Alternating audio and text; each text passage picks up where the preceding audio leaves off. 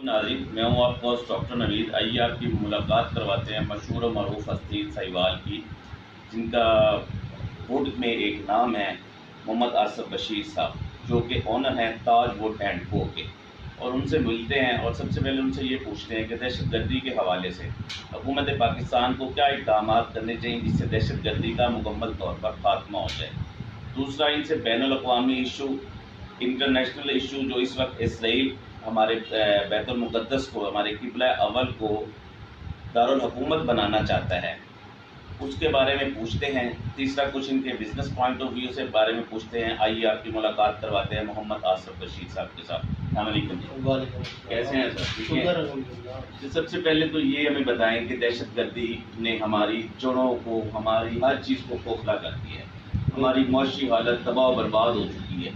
इसको मुकम्मल खात्मे के लिए क्या हुकूमत पाकिस्तान को इक़दाम करने चाहिए कि ये बिल्कुल ये हमारे नासूर चला जाए हमारे मुल्क से? गवर्नमेंट को ये चाहिए कि जो बेरोज़गार लोग हैं ना जी, उनको रोज़गार मुहैया करें जी, और क्राइम दहशत गर्दी पर काबू पाने के लिए पुलिस को अपना किरदार अदा करना चाहिए। सही, और फौज अपना किरदार अदा कर रही है। जनरल रईस शरीफ साहब ने बहुत ज़्यादा काम किया है इस मौजूद में, जी, और अब जनरल बाजवा साहब भी कमर बाजवा साहब भी कर रहे हैं काम इस पर। जी।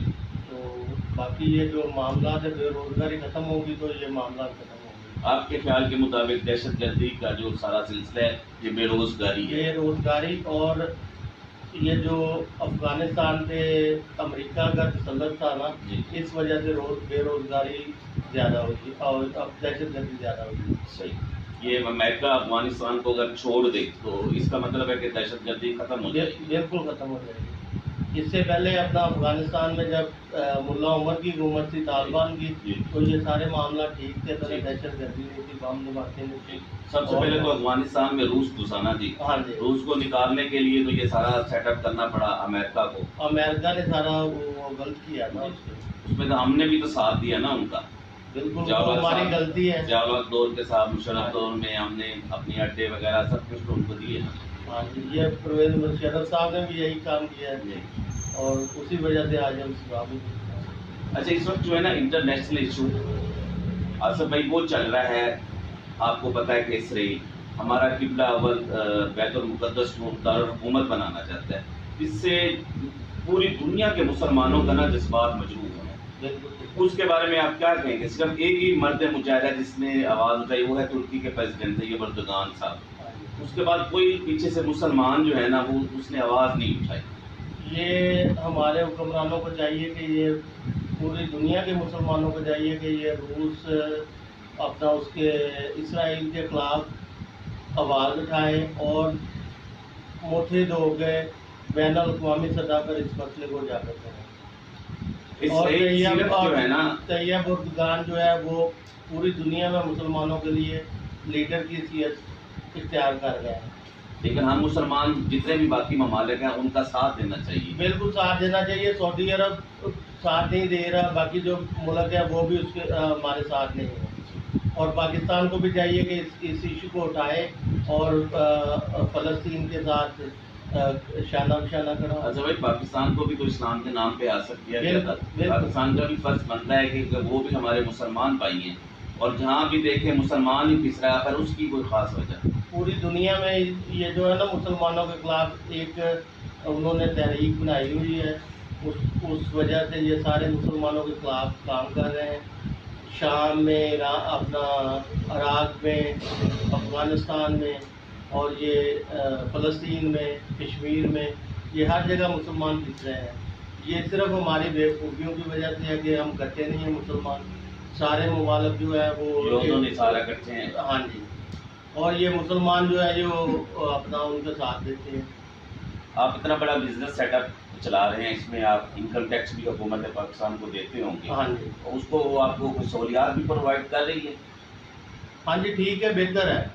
पहले तो जो अपना नवाज शरीफ दौर से पहले तो लोड शेडिंग बहुत ज़्यादा थी। पूरे दिन में 1 आध घंटा बिजली आती थी, बाकी सारा दिन बंद रहती थी बिजली। उस वजह से हमारी सनत तो बिल्कुल ख़त्म हो गई थी। अभी माशाल्लाह जब से नवाज शरीफ की हुकूमत आई है तकरीबन लोड शेडिंग 0 है हमें इधर। اور باقی یہ کاروبار ٹھیک ہے. لوڈ شیڈنگ کی وجہ سے جو نقصان تھا نا ہمارا, وہ آپ جس طرح سے لوڈ شیڈنگ کی وجہ سے وہ بہتر ہو گئی ہے. ہو گئی. نون لیگ کی حکومت نے یہ ایک اچھا یہ کام اچھا کام کیا. اس میں آپ کو کسی اور مسائل کا سامنا کرنا پڑ رہا ہو نہیں, بزنس کے حوالے سے؟ بزنس کے حوالے سے ٹھیک ہے. ہمیں یہ جو ہے نا بجلی کا ہی ہمارا مین ایشو تھا, وہ ہمارا حل ہو گیا, ابھی ٹھیک ہے. لیکن اب بجلی دوبارہ جانی شروع ہوئی تو ہے.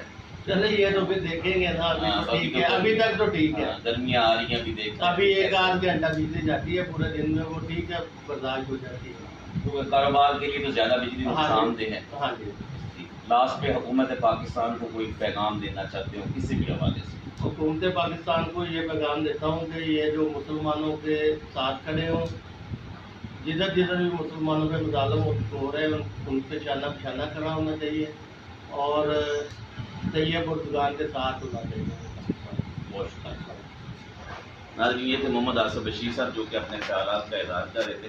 سب سے پہلے ان کا یہ کہنا تھا کہ دہشت گردی کا جو مین ایشو ہے نا وہ ہے بے روزگاری, کیونکہ بے روزگاری جو ہے نا وہی دہشت گرد جو ہے نا پیدا کر رہی ہے. دوسرا, حکومت پاکستان کو یہ پیغام ہے کہ جہاں بھی مسلمانوں پہ ظلم اٹھائے جا رہے ہیں وہاں مسلمانوں کو ایک ہی پلیٹ فارم پہ جمع ہونا چاہیے. اگر ہم ایک پلیٹ فارم پہ جمع ہوں گے تو انشاءاللہ تعالی ہمارے جتنے بھی مسلمان ہیں وہ ترقی کی طرف ہی گامزن ہوں گے, اس کو کوئی میلی آنکھ سے نہیں دیکھ سکے گا. کیمرہ مین علی ہاشمی کے ساتھ ڈاکٹر نوید, BBC اردو.